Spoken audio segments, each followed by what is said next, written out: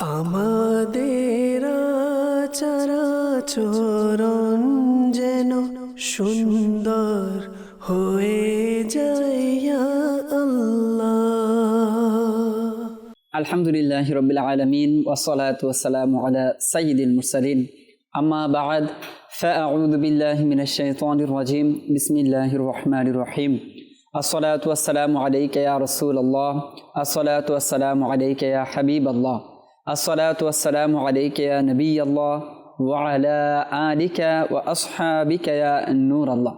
মাদানী চ্যানেলের দর্শকবৃন্দ, কাছে কিংবা দূর থেকে, দেশ কিংবা প্রবাস থেকে যারাই আমাদের সাথে আছেন সবাইকে জানাই একরাশ প্রীতি ও শুভেচ্ছা। আমরা আরও একবার উপস্থিত হয়েছি আপনাদের সকলের পছন্দনীয় অনুষ্ঠান ম্যানার্স নিয়ে। এই অনুষ্ঠানে আমরা ওই সকল বিষয় নিয়ে আলোচনা করি যা আমাদের দৈনন্দিন জীবনে জানা অত্যন্ত প্রয়োজনীয়, যেই বিষয়গুলো জানলে পড়লে আমরা ইসলাম মোতাবেক জীবন অতিবাহিত করা এবং আমরা আমাদের আদব, আখলাক, চরিত্র সুন্দরভাবে আমরা গঠন করতে পারবো। আজও চমৎকার একটি বিষয় নিয়েছি, যে বিষয়গুলো জানা আমাদের জন্য অত্যন্ত প্রয়োজনীয় এবং খুবই গুরুত্বপূর্ণ একটি বিষয়। আমরা সেই বিষয় সম্পর্কে জানব, তবে আসুন এর পূর্বে আমরা দুরুদ শরীফের একটি ফজিলত শ্রবণ করে নিই। প্রিয় নবী রসুল আরবি সাল্লাল্লাহু আলাইহি ওয়াসাল্লাম ইরশাদ করেন, মান সাল্লামা আশারন ফাকান্নামা আতাকা রাকাবাতান। যে ব্যক্তি আমার প্রতি 10 বার সালাম পাঠ করল, সে যেন একটি গুলাম আজাদ করল, গুলাম মুক্ত করে দিল। আসুন এই অনুষ্ঠানের বরকতে আমরাও একবার দুরুদ ও সালাম পাঠ করে নিই। সাল্লু আলাল হাবিব সাল্লাল্লাহু তাআলা আলা মুহাম্মদ সাল্লাল্লাহু আলাইহি ওয়াসাল্লাম। আজ যে বিষয়টি নিয়ে আমরা আলোচনা করব, আজ যে আলোচ্য বিষয় রয়েছে তা হচ্ছে যারা ইয়াতীম রয়েছে এবং যারা মিসকিন রয়েছে তাদের প্রতি আমাদের কি করণীয় রয়েছে, তাদের প্রতি আমাদের আচরণ কীরকম হবে, তাদের প্রতি আমাদের মেলামেশা এবং আখলাক আমরা কিভাবে তাদের সাথে তুলে ধরব, মেলে ধরব, সেই বিষয়গুলো আমরা আজ আলোচনা শুনব। যে বিষয়ে কুরআন ও হাদিসের মধ্যে আমাদের অসংখ্য তাকিদ এসেছে, সেই বিষয়গুলো ইনশাল্লাহ আমরা জানার চেষ্টা করব। আমাদের সাথে এই বিষয়ে আলোচনা করার জন্য স্টুডিওতে উপস্থিত আছেন খালিদ আত্তারি মাদানী ভাই, আমরা তার থেকে আলোচনা শুনব। তবে আসুন এর পূর্বে আমরা একটি কালাম শুনে নিব। আমাদের সাথে আছেন ইব্রাহিম আত্তারি ভাই, তার থেকে একটি কালাম শুনব, যে আমাদেরকে শুরুতে একটি কালাম শুনিয়ে দিন। সাল্লাল্লাহু আলাইকা ইয়া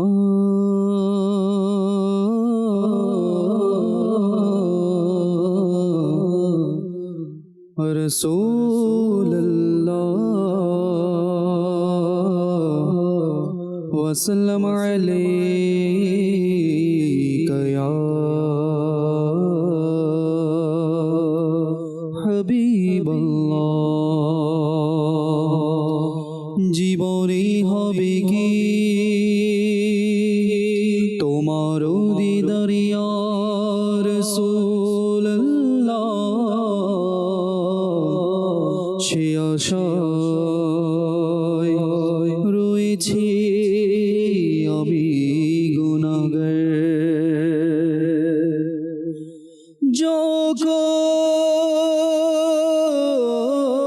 যখনই পাব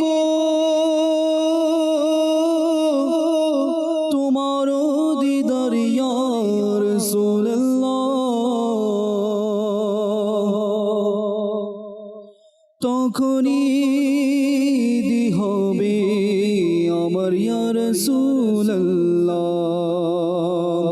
সাল্লাল্লাহু আলাইকা ইয়া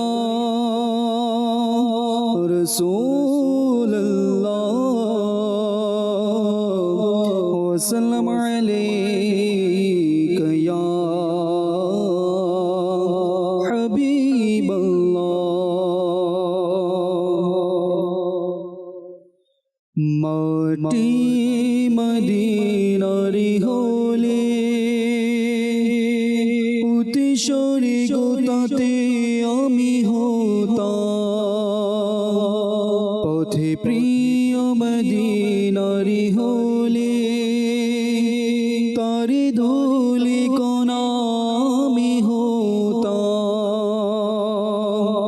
হতাম মাটি মদিনারি হলে অতি স্বর্গতাতে আমি হতাম পথে প্রিয় মদিনারি হলে তারি ধুলি কণা আমি হতাম পথে প্রিয় মদিনারি হলে তারি ধুলি কণা আমি হতাম হতো যদি হায় মন্দারি ডেকেছেন হাজরাত হতো যদি হায় মন্দারি ডেকেছেন হাজরাত সেথায় উপস্থিতি হয়ে অতি স্বর্গ তাহার প্রতি হতাম সেথায় উপস্থিতি হয়ে অতি স্বর্গ তাহার প্রতি হতাম মাটি মদিনারি হলে অতি স্বর্গ তাতে আমি হতাম পথে প্রিয় মদিনারি হলে তারে ধুলি কণা আমি হতাম আমার হৃদয়ের গতি হতো যদি ওই গম্বুজ আমার হৃদয়ের গতি হতো যদি ওই গম্বুজ ধুলি কণা হই আমি অতি স্বর্গ তাহার প্রতি হতাম ধুলি কণা হই আমি অতি স্বর্গ তাহার প্রতি হতাম মাটি মদিনারি হলে অতি স্বর্গ তাতে আমি হতাম দুগজ জমিন মদিনার যদি আমি পেয়ে যেতাম দুগজ জমিন মদিনার যদি আমি পেয়ে যেতাম দুগজ জমিন মদিনার যদি আমি পেয়ে যেতাম বাসিন্দা হয়ে সেথায় চিরকাল আমি রয়ে যেতাম বাসিন্দা হয়ে সেথায় চিরকাল আমি রয়ে যেতাম মাটি মদিনারি হলে অতি স্বর্গ তাতে আমি হতাম পথে প্রিয় মদিনারি হলে তারে ধুলি কণা আমি হতাম বিরহে বেকুল হৃদয়কে আজো মানিয়ে রেখেছি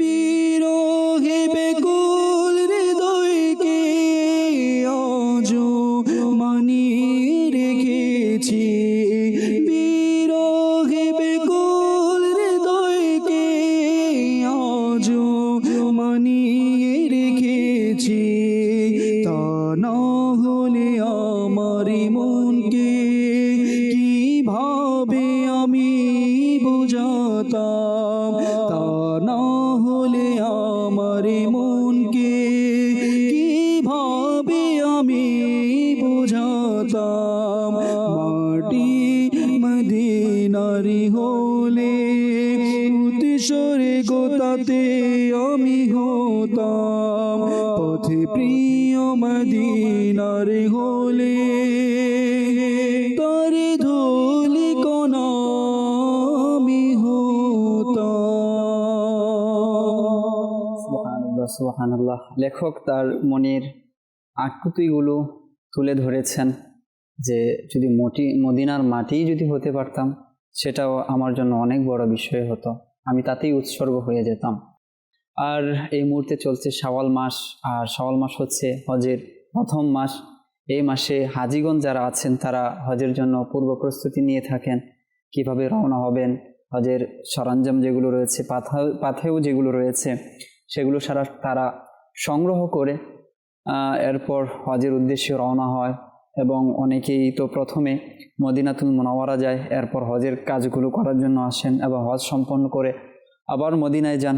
এই যে এক কার্যক্রম, এবং হাজি সাহেব যারা রয়েছেন, নিয়ত যারা করছেন বা যাবেন বা যারা হাজি হবেন, তাদের মধ্যে যে এক এই মুহূর্তে উদ্দীপনা কাজ করছে মনের মধ্যে, সেই বিষয়টাও অনেকে মনকে নাড়া দেয় যে আমার যদি সামর্থ্য থাকতো তাহলে আমিও তো এই অ্যাক্টিভিটিসগুলো করতাম, আমিও তো প্রস্তুতি নিতাম।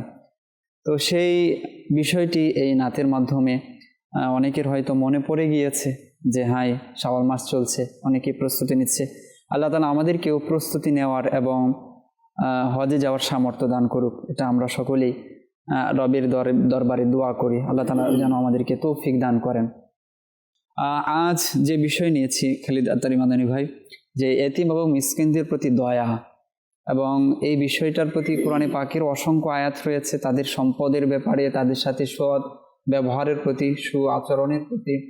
তো সর্বোপরি যদি আমরা দেখি যে সূরা দোহার মধ্যে আল্লাহ তাআলা সেখানেও বলেছেন যে ফা আম্মাল ইয়াতীমা ফালা তাকহার ওয়া আম্মাস সাইলা ফালা তানহার, যে ইয়াতীম যারা রয়েছে তাদের প্রতি তোমরা কঠোর হও না, তাদের প্রতি কঠোর হওয়া যাবে না। ওয়া আম্মাস সাইলা ফালা তানহার, এবং যদি সাইল, ভিখারি, ভিক্ষুক, মিসকিন তারা যদি চায় কোনো কিছু, তো তাদেরকে ধমক না দেওয়া। তো এই যে আল্লাহ পাকের মহান আদেশ, তো তাদের প্রতি আমাদের আচরণটা কীরকম হবে সেটার একটা ধারণা আমরা পাই। তো সর্বোপরি আমাদের দর্শক শ্রোতা যারা রয়েছে তাদের প্রতি আপনার কি বার্তা রয়েছে বা তাদের উদ্দেশ্যে কি বলবেন এই বিষয়টা নিয়ে? আলহামদুলিল্লাহি রাব্বিল আলামিন ওয়াসসালাতু ওয়াসসালামু আলা সাইয়্যিদিল আমবিয়া ওয়াল মুরসালিন, আম্মা বা'দ, ফাআউযু বিল্লাহি মিনাশ শাইতানির রাজীম, বিসমিল্লাহির রহমানির রহিম, সাল্লাল্লাহু আলাইহি ওয়াসাল্লাম। আব্দুল মুত্তালিব ভাই, আপনি যে আয়াত তেলাওয়াত করেছেন, আল্লাহ সুবহানাহু ওয়া তাআলা আপন হাবিবের মাধ্যমে উম্মতকে বোঝাচ্ছেন যে ফাআম্মাল ইয়াতীমা ফালা তাকহার, যে ইয়েতিমকে কোনো রকম বকাঝকা করা যাবে না। তো এটা মূলত জাহিলি যুগে এরকম হতো যে যারা এতিম তাদেরকে এতিম হিসেবে ছেড়ে দেওয়া হতো, তাদের দেখাশোনা করার দায়িত্ব কেউ গ্রহণ করতে চাইতো না, তাদের সম্পদগুলো, তাদের মালগুলো আত্মসাৎ করে নেওয়া হতো, যে কোনোভাবে যেন তাদের উপর জুলুমটা প্রতিনিয়ত করা হয়। এই জন্য আপন হাবিব আলাইহিস সালাতু ওয়াসসালামকে, আল্লাহ রাসূল সাল্লাল্লাহু আলাইহি ওয়াসাল্লামকে আল্লাহ তাআলা শিক্ষা দিচ্ছেন। আর যেহেতু আল্লাহ পাক আপন হাবিব আলাইহিস সালাতু ওয়াসসালামকে শিক্ষা দিয়েছেন, এই জন্য এখানে যারা আমরা রয়েছি এবং আমাদের সমাজের মধ্যে যেই সমস্ত এতিমগুলো রয়েছে, আর এতিম বলতে আমরা কি বুঝি? এতিম মূলত বোঝায় যে যার বাবা মারা গিয়েছে, ছেলে হোক বা মেয়ে, তো সে যতক্ষণ অপ্রাপ্ত বয়স্ক থাকে সে ততক্ষণ শরীয়তের দৃষ্টিতে এতিম থাকে। যখন সে প্রাপ্ত বয়স্ক হয়ে যায় তখন তার বুঝ শক্তি চলে আসে, সে ভালো মন্দ দিক বিবেচনা করতে পারে, সে প্রাপ্তবয়স্ক হয়ে গেলে সে চাইলে বিয়েও করতে পারে। তো তখন তার উপর থেকে এতিমের এই বিধানটা শেষ হয়ে যায়। কিন্তু তারপরও তার উপর যদি কোনো ব্যক্তি দয়া করে সে কিন্তু সওয়াব পাবে। কেন পাবে? কেননা একজন মুসলমানের সাথে সদ্ব্যবহার করার সওয়াব আল্লাহ রাসূল আলাইহিস সালাতু ওয়াসসালাম বলেছেন, এবং দুর্ব্যবহার করার যে ক্ষতি বা শাস্তি তাও আল্লাহ তাআলা এবং তার রাসূল সাল্লাল্লাহু আলাইহি ওয়াসাল্লাম সুস্পষ্ট করে কোরআন হাদিসের মধ্যে বলেছেন। যেমনইভাবে আল্লাহ সুবহানাহু ওয়া তাআলা একটি আয়াতে কারিমার মধ্যে ইরশাদ করছেন, বিসমিল্লাহির রহমানির রহিম, ওয়া আতুল ইয়াতামা আমওয়ালাহুম ওয়ালা তাতাবাদ্দালুল খাবিসা বিত-তাইয়্যিব ওয়ালা তাকুলু আমওয়ালাহুম ইলা আমওয়ালিকুম ইন্নাহু কানা হুবান কাবীরা। অর্থাৎ আল্লাহ সুবহানাহু ওয়া তাআলা এই আয়াতে কারিমার মধ্যে ইরশাদ করছেন, এতিমদেরকে তাদের সম্পদ দিয়ে দাও এবং ভালো বস্তুর বদলে খারাপ জিনিস গ্রহণ করো না, আর তাদের সম্পদ তোমাদের সম্পদের সাথে মিশিয়ে খেয়ে ফেলো না, নিশ্চয়ই এটি মহাপাপ। আল্লাহ সুবহানাহু ওয়া তাআলা এই আয়াতে কারিমার মধ্যে আমাদেরকে বলেছেন যেটা আমাদের সমাজের মধ্যে সচরাচর হয়ে থাকে।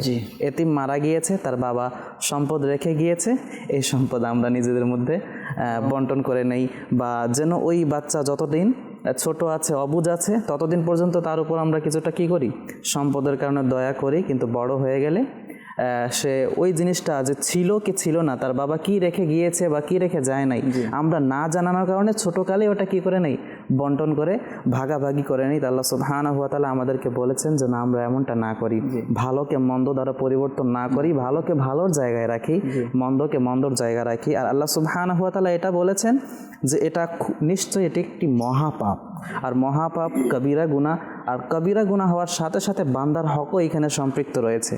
এক তো হচ্ছে রব তাবারাকা ওয়া তাআলা আমাদের নিষেধ করেছেন, এক তো এটা গুনাহ যে রবের আদেশ পালন করা আমাদের জন্য ফরজ, এটাকে আমরা অমান্য করতে পারবো না।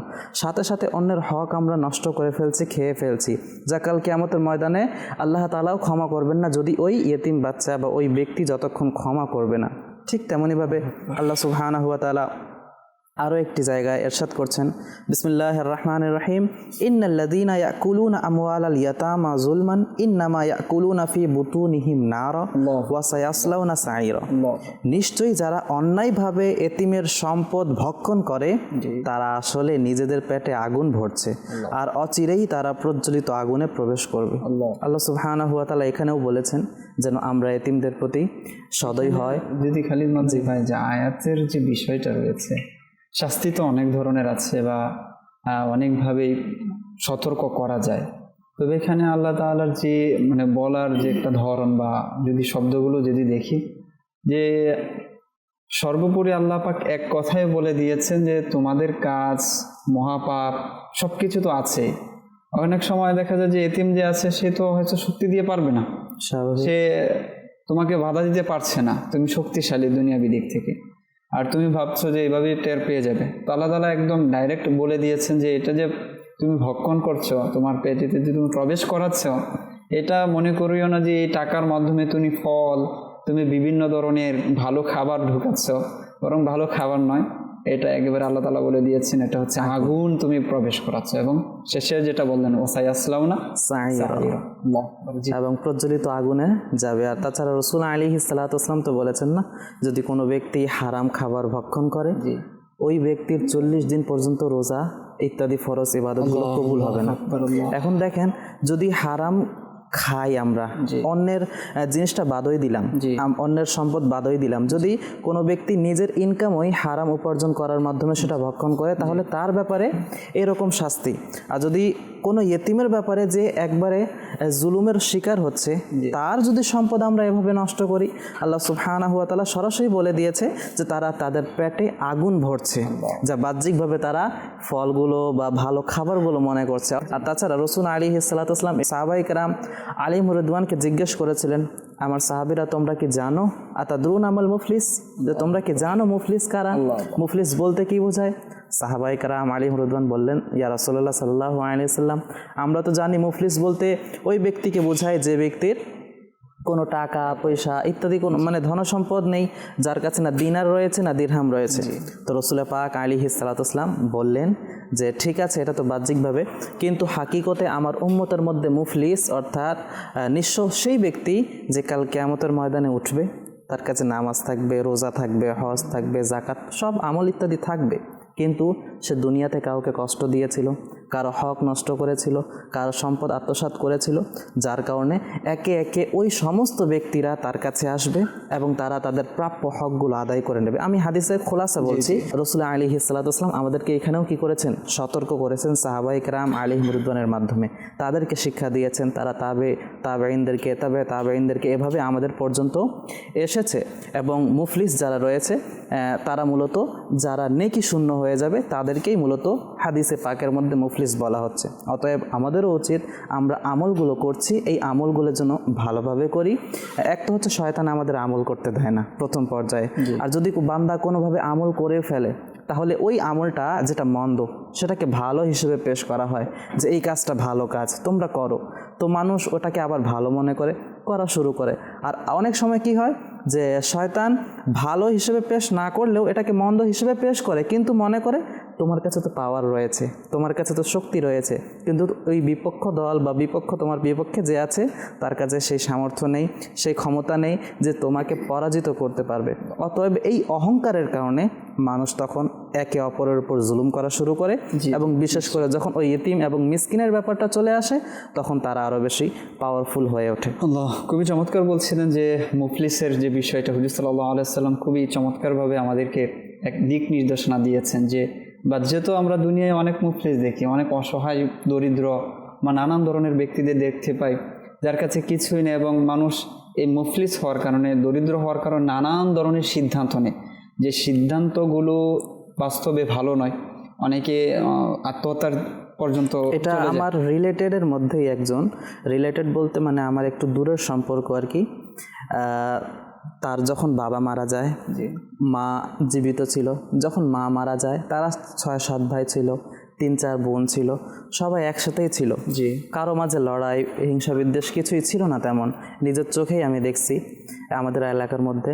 তো পরবর্তীতে যখন তার মা মারা যায় তখন তার বড় ভাই ওই জায়গা সম্পত্তি বিক্রয় করে ফেলে, প্রায় হচ্ছে গিয়ে ভালো সম্পত্তি ছিল, বিক্রয় করে তারা যারা ভাইয়েরা ছিল তারা নিজেদের মাঝে ওই সম্পদ বন্টন করে নেয়। এবং যে বোন রয়েছে, বোনগুলোর মধ্যে 3টা বোনের মধ্যে 2জন বোনকে এই সম্পদ দিয়েছে এবং 1জন বোনকে দেয় নাই। ওই 1জন বোনকে না দেওয়ার কারণে আমি দেখেছি যে ওই 1জন বোন আত্মহত্যা পর্যন্ত করে ফেলেছে। সেটা কারণ কি, তার যেই শ্বশুর বাড়ি রয়েছে, তার যে তার স্বামীর যেই পরিবার রয়েছে, তারা তার উপর বিভিন্ন অত্যাচার অন্যায় তাকে বিভিন্নভাবে কঠোর এক হিসেবে শাস্তির উপর অলওয়েজ রাখতো। তো পরবর্তীতে সে সহ্য করতে না পেরে মাত্র কিছু টাকার জন্যে আত্মহত্যা পর্যন্ত বেছে নিয়েছে। তাহলে কেন? তার উপর জুলুম করার কারণে। উভয় দিক থেকে তার প্রতি জুলুম হয়েছে। আমরা যদি দেখি যে তার আত্মীয় স্বজন, বিশেষত ভাই বোন, তারাও তার প্রতি জুলুম করেছে, তার যে শ্বশুর বাড়ি তারাও জুলুম করেছে, অবশেষে সে যে কাজটা করেছে সেটাও তো প্রশংসা, সে নিজেও নিজের প্রতি জুলুম করেছে। তবে জুলুমের সূচনাটা হয়েছে পরিবার থেকে। যে বিষয়টা বলছিলেন যে এই যে মুফলিস হওয়াটা বা মুফলিস হওয়ার দিক থেকে যে পরবর্তীতে কি বিষয় হয়, কিয়ামতের ময়দানে যে আল্লাহ তাআলা পাকড়াও করবেন না, প্রকৃতপক্ষে মুফলিসের যে বিষয়টা হুজুর সাল্লাল্লাহু আলাইহি সাল্লাম তুলে ধরেছেন, সেখানে তো স্বাভাবিক যে সম্পর্ক রয়েছে সেই সম্পর্কেরও পরিচয় মানুষ দিতে চাইবে না। আর সেই বিষয়টা আল্লাহ তাআলা কোরআনে পাকের মধ্যেও তো তুলে ধরেছেন, ইয়াউমা ইয়াফিরুল মারউ মিন আখিহি ওয়া উম্মিহি ওয়া আবি ওয়া সাহিবাতিহি ওয়া বানি, যে ওই দিন তো নিজের ভাই থেকে পলায়ন করবে, মা বাবা আত্মীয় স্বজন নিজের স্ত্রী সন্তান সকলেই পলায়ন করবে। তো প্রকৃতপক্ষে মানুষ মুফলিস অসহায় ওই দিনই হবে। তো আজ তো আমরা নিজেকে একটু ভালো রাখার জন্য, ভালো থাকার জন্য, দরিদ্র হওয়া থেকে, দরিদ্র না, অনেক সময় জাস্ট আমাকে বড়লোক হতে হবে, সুযোগটা আছে, লুফে নেই না, তো কি হয়েছে? তো দুনিয়ায় যদি সাধারণ একটু ভালো থাকার জন্য এই প্রকৃত মুফলিসটা আমরা বেছে নিচ্ছি, তো কিয়ামতের দিন সেই যে দৃশ্য আল্লাহ তাআলা আমাদের সামনে অঙ্কন করেছেন যে তোমার সবচেয়ে কাছের যে ভাই সেও তোমার থেকে পলায়ন করবে, ওয়া উম্মিহি ওয়া আবি, যে তোমার মা তোমার বাবা যারা সবচেয়ে কাছের তারাও পলায়ন করবে, ওয়া সাহিবাতিহি, এবং কি নিজের স্ত্রী যার জন্য মানুষ অনেক কিছু করে সেও কি করবে? পলায়ন করবে। তো আমরা যেন আমাদের প্রকৃত সম্পদ যেটা রয়েছে, এতিমদের সাথে আচরণের কি ফজিলত রয়েছে সেটাও আমরা জানবো ইনশাআল্লাহ। সর্বোপরি কোরআনে পাকের আরও একটি আয়াতের মধ্যে যে বলা হচ্ছে যে সূরা মাউন প্রথম যে আয়াত, আল্লাহ তাআলা ইরশাদ করছেন, আর আইতাল্লাযী ইউকাযযিবু বিদ্দীন, হে রাসূল ওই ব্যক্তির ব্যাপারে আপনার রায় কি যে কিয়ামত দিবস যেদিন হিসাব হবে, বিচার হবে, যে সেটাকে অস্বীকার করে। এরপর আল্লাহ পাক ওই ব্যক্তির পরিচয় তো এখানে তুলে ধরেননি, প্রথম যে পরিচয়টা তুলে ধরলেন, আল্লাহু আকবার কাবীরা, ফাযালিকাল্লাযী ইয়াদউল ইয়াতীম, ওই ব্যক্তি যে ইয়াতীমের প্রতি কঠোরতা প্রদর্শন করে, যে ইয়াতীমকে ধাক্কা দেয়। তো আল্লাহ রাসূল সাল্লাল্লাহু আলাইহি ওয়াসাল্লামকে উদ্দেশ্য করে আল্লাহ তাআলা যে কিয়ামত দিবসকে যে অস্বীকার করে সর্বপ্রথম পরিচয় যে ব্যক্তির তুলে ধরেছেন, সে হচ্ছে এতিমের সাথে যার আচরণটা ভালো নয়, অসৎ আচরণ করে, সেখানে তার ধন সম্পদ, তার কাছে চাওয়া, তার কাছে যাওয়া, গেলে পরে তার সাথে কঠোর ব্যবহার করা, এই আনুষঙ্গিক বিষয়গুলো আমাদের সামনে চলে আসে। তো মাদানী চ্যানেলের দর্শক শ্রোতা, আমরাও যারা আছি, আমাদের আশেপাশে অনেক সময় এরকমটা হয়, ছোট বাচ্চা, তার বাবা মারা গিয়েছে, এখন আমাদের করণীয় কী রয়েছে? এক তো কোরআনে পাকের এই আয়াতগুলোর মধ্য হতে আমরা কিছু দিক নির্দেশনা পাচ্ছি যে তাদেরকে ধমক দেওয়া যাবে না, তাদের সাথে কঠোর আচরণ করা যাবে না, তাদের সম্পদ কোনোভাবে অন্যায়ভাবে আত্মসাৎ করা যাবে না। যদি করা হয় তাহলে এই শাস্তিগুলো আমরা শুনতে পাচ্ছি। আর আল্লাহ তাআলার প্রতিশ্রুতি যেটা করেছেন সেটা হবেই, ইন্নাল্লাহা লা ইউখলিফুল মিআদ। এটা মনে রাখতে হবে আমাদেরকে যে আল্লাহ তাআলা তার প্রতিশ্রুতির ব্যতিক্রম কখনো করেন না। যেহেতু এটা আল্লাহ তাআলার ওয়াদা, আল্লাহ তাআলার প্রতিশ্রুতি, এতিমের সাথে যে আচরণ করব ওই আচরণের প্রতিদান পরিণাম আমাদেরকে ভোগ করতে হবে।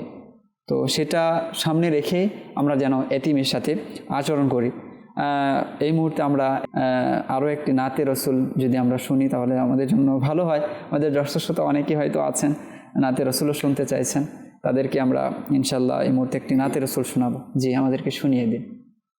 আমায় কাছে ডেকে নিও ওগো মোর প্রিয় নবী, প্রেমের শোধ মোরে দিও ওগো মোর প্রিয় নবী, আমায় কাছে ডেকে নিও ওগো মোর প্রিয় নবী, প্রেমের শোধ মোরে দিও ওগো মোর প্রিয় নবী। অসহায় আমি দরিদ্র, তোমায় ছেড়ে কোথায় যাব? অসহায় আমি দরিদ্র, তোমায় ছেড়ে কোথায় যাব? তুমি আপন করে নিও ওগো মোর প্রিয় নবী, তুমি আপন করে নিও ওগো মোর প্রিয় নবী। যদিও আমি গুনাহগার, তবু মত আমি তোমার। যদিও আমি গুনাহগার, তবু মত আমি তোমার। আমায় বুকে টেনে নিও ওগো মোর প্রিয় নবী, আমায় কাছে ডেকে নিও ওগো মোর প্রিয় নবী, প্রেমের শোধ মোরে দিও ওগো মোর প্রিয় নবী। এমনে কওমি ভিখারি পেতে চাই তোমারে আমি, এমনে আমি ভিখারি পেতে চাই তোমারে আমি, আমায় আপন করে নিও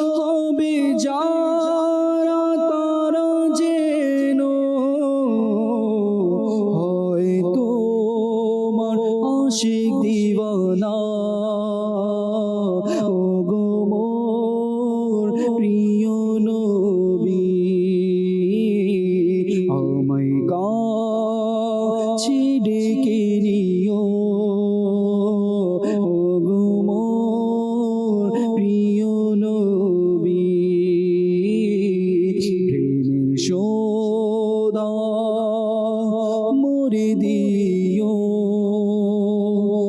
গো মোর প্রিয় নবী।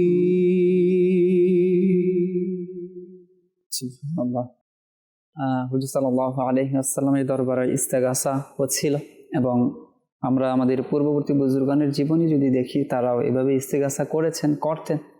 আর হুজুর সাল্লাল্লাহু আলাইহি ওয়াসাল্লাম যদি আমাদের পক্ষ থেকে এই সুপারিশ কবুল করেন এবং আল্লাহ তাআলার দরবারে চান, তাহলে অবশ্যই বিষয়গুলো কবুল হবে আর আমাদের জন্য রাস্তা উন্মুক্ত হবে, আমাদের ভাগ্য প্রশস্ত হবে। জি, আমরা আলোচনা শুনছিলাম এতিমের ও মিসকিনদের প্রতি দয়া করা, তাদের প্রতি আমাদের আচরণ কীরকম হবে, তাদের প্রতি আমাদের বিহেভিয়ার কেমন হওয়া উচিত, সে বিষয়গুলো নিয়ে আর অত্যন্ত চমৎকারভাবে আমাদের সাথে সে বিষয়গুলো শেয়ার করছিলেন খালিদ আত্তারি মাদানী ভাই। আমরা আরও কিছু বিষয় শুনব যেখানে আমাদের জন্য শিক্ষণীয় বিষয় রয়েছে। আমাদের পূর্ববর্তী বুজুর্গানের দিনের আচরণ কেমন ছিল এবং তারা এতিমদের সাথে কীরকম আচরণ করতেন, মিসকিনদের সাথে তাদের আচরণ কেমন ছিল।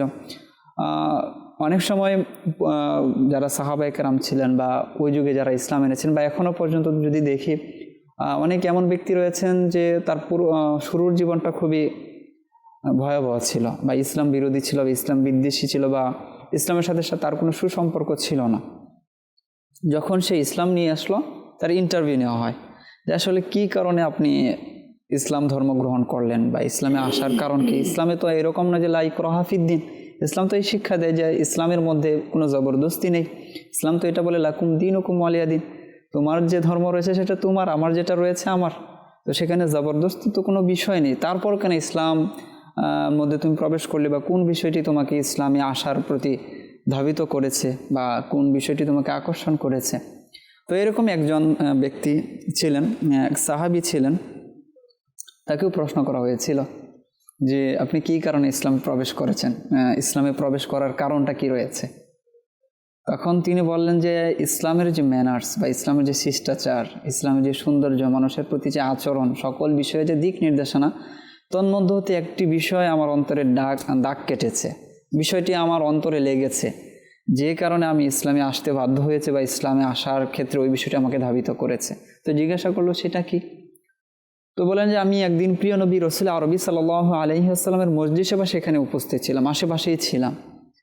হঠাৎ এক ব্যক্তি এলো যে হুজুর সাল্লাল্লাহু আলাইহি ওয়াসাল্লামের দরবারে আরজি নিয়ে, যে ইয়া রাসূলুল্লাহ, ইয়া হাবিবাল্লাহ, আমি আমার সন্তানকে খুঁজে পাচ্ছি না। এতে করে আমি নিজেও অত্যন্ত চিন্তিত এবং তার যে মা রয়েছে সেও অনেক চিন্তিত এবং খোঁজাখুঁজি করছি, কোনোভাবেই খুঁজে পাওয়া যাচ্ছে না। তো আপনি যদি একটু দোয়া করে দিতেন বা সন্ধান দিতেন তাহলে উপকৃত হতাম বা আমাদের জন্য ভালো হতো। স্বাভাবিক বিষয়, সন্তানের প্রতি মানুষের ভালোবাসা থাকে এবং সন্তান হারিয়ে গেলে যে কী ধরনের পিতামাতার প্রতি এক টেনশন কাজ করে বা প্রায় পাগল হয়ে যায়। 2-1 দিন আগেও দেখছিলাম যে এলাকায় থাকি, বাসা ভাড়া নিয়ে, তার 2 সন্তানকে পাচ্ছে না এক ব্যক্তি, বড় মেয়ে এবং ছোট মেয়ে, কাউকে পাচ্ছে না। ব্যক্তির কান্না দেখে মনে হচ্ছে যে তারা নিশ্চিত হয়ে গেছে যে মারা গিয়েছে। কান্না, এরকম খোঁজাখুঁজি, যাকে বলছে সেখানে কান্না করছে। তো মা বাবার তো সন্তানের প্রতি ভালোবাসা থাকে। তো ওই রকমই ওই ব্যক্তি হুজুর সাল্লাল্লাহু আলাইহি ওয়াসাল্লামের কাছে এসে আরজি জানালেন, ইয়া রাসূলুল্লাহ, ইয়া হাবিবাল্লাহ, আপনি দোয়া করে দিন আমি যেন আমার সন্তানকে খুঁজে পেয়ে যাই।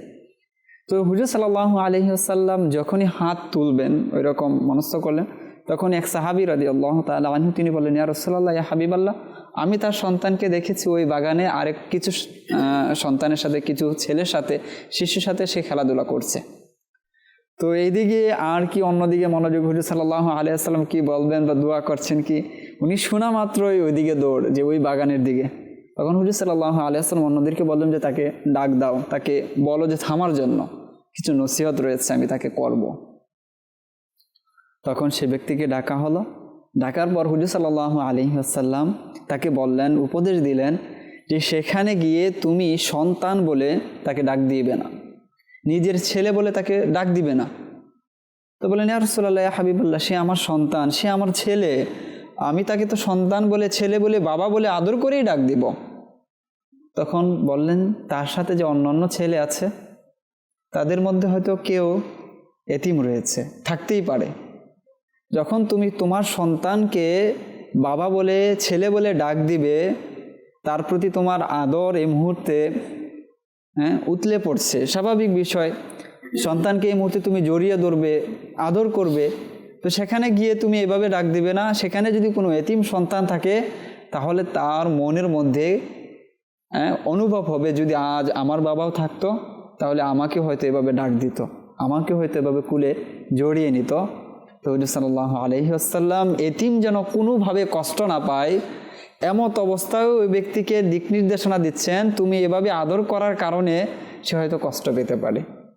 তো সেই ক্ষেত্রে আমার আপনার এই যে একটা সাধারণ একটা বিষয়, স্বাভাবিক একটা বিষয় আমরা যদি দেখি দুনিয়াবি দিক থেকে বাহ্যিকভাবে, তো আমরা কিভাবে এতিমকে কষ্ট দিতে পারি, কিভাবে তাদের সাথে অসৎ আচরণ আমরা করতে পারি, কিভাবে তাদের সম্পদ অন্যায়ভাবে আমরা আত্মসাৎ করতে পারি, কিভাবে তার সাথে দুর্ব্যবহার করতে পারি, এটা তো প্রশ্নই আসে না। ইসলাম তো এটা শিক্ষাই দেয় না।